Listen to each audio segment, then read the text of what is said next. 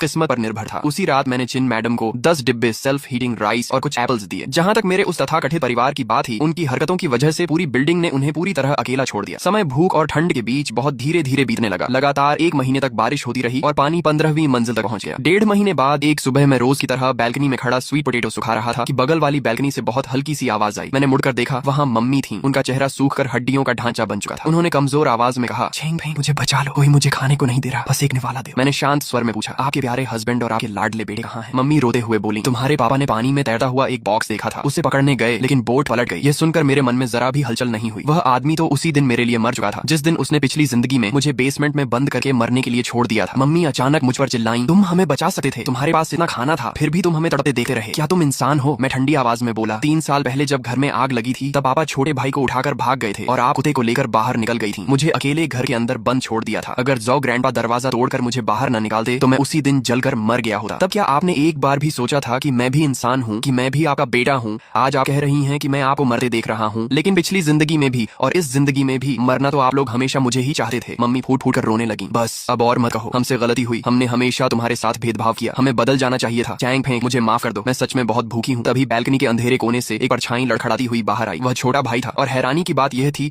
कि वह अब भी जिंदा था। उसने मम्मी को बिल्कुल नजरअंदाज किया और दीवार का सहारा लेते हुए मेरी तरफ आया। उसके चेहरे पर मजबूरी से भरी एक टेढ़ी मुस्कान थी। भैया आखिर तुम मिल ही गए, इस बार मुझे थोड़ा खाना दे दो, आगे से मैं तुम्हारा डॉग बनकर रहूंगा, जिसे कहोगे उसे काटूंगा, जिसे कहोगे उसे नहीं काटूंगा। वह फिर बोला, भैया पहले मुझसे गलती हुई थी, आगे से हम दोनों अच्छे भाई बनकर रहेंगे, मैं हमेशा तुम्हारी हर बात मानूंगा, कभी तुम्हारे खिलाफ नहीं जाऊंगा, बस थोड़ा सा खाना दे दो। उसकी यह बातें सुनते ही जमीन पर बैठी मम्मी अचानक रोना बंद कर देती है। वह धीरे धीरे सिर उठाकर छोटे भाई को घूरने लगी है। उनकी आंखों में बची आखिरी उम्मीद भी बुझ जाती है। उसकी जगह एक पागलपन भरा फैसला जन्म लेता है। वह कांपती हुई आवाज में कहती है, मैं भी इंसान हूँ, शुरू से आखिर तक मुझे तुमसे इतना प्यार कभी नहीं करना चाहिए था, मैं वहीं खड़ा सब कुछ देखता रहा, अगली जिंदगी में हम कभी परिवार मत बनना। इतना कहकर मम्मी बैल्कनी की रेलिंग पार कर गई। हैरानी की बात यह थी कि कूदने से ठीक पहले उनके चेहरे पर एक अजीब सी राहत भरी मुस्कान थी। आधे महीने बाद आखिरकार बारिश रुक गई। कई हफ्तों बाद पहली बार सूरज की किरणें बादलों को चीरकर बर्बाद हो चुके शहर पर पड़ी। आसमान में हेलीकॉप्टर की आवाज गूंज उठी। आखिरकार रेस्क्यू टीम पहुंच गई थी। मैंने 2 महीने से बंद पड़े अपने घर का सिक्योरिटी डोर खोला। बाहर जाओ ग्रैंडपा, आंटी वांग और अपनी गोद में बेबी लिचिन मैडम खड़े थे। हम सब ने एक दूसरे की तरफ देखा और हल्की सी मुस्कान मुस्कुराए। बिना कुछ कहे सब कुछ समझ में आ गया। 6 महीने बाद शहर से बाढ़ का पानी उतर चुका था और दोबारा रिकंस्ट्रक्शन शुरू हो गया था। परिवार का इकलौता जिंदा वारिस होने की वजह से मुझे वह विला मिल गई जिसे ठीक करके फिर से नया बना दिया गया था। साथ ही मम्मी पापा की भारी भरकम इंश्योरेंस मनी भी मुझे मिली। मैंने एक गोल्डन रिट्रीवर पाला और उसका नाम रखा यूशेंग। एक दिन मैं विला के लॉन में बैठा उसके लिए फ्रिस्बी फेंक रहा था। यूशेंग खुशी खुशी उसे पकड़ने के लिए दौड़ पड़ा। हल्की धूप मेरे शरीर पर पड़ रही थी। अब न कोई ठंड थी और न ही कोई भूख। दोस्तों अगर आपको यह कहानी पसंद आई हो तो वीडियो को लाइक करें, चैनल सब्सक्राइब करें और बेल आइकॉन जरूर दबाएं ताकि ऐसी ही शानदार मैनवा एनिमे रीडा कहानियां सबसे पहले आप तक पहुंचे। अगर आपको मौका मिलता तो आप ऐसे परिवार के साथ क्या करते?